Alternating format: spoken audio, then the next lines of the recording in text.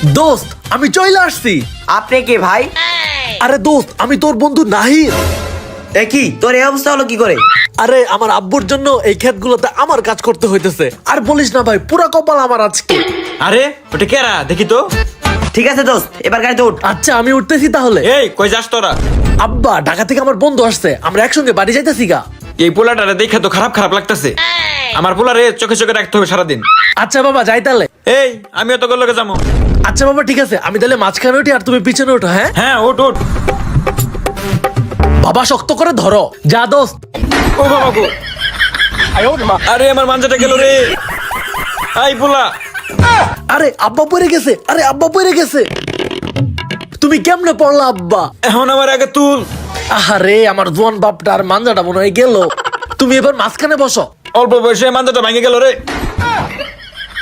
বন্ধুকে বাড়ি নেওয়ার পর কি কাণ্ডটাই ঘটে।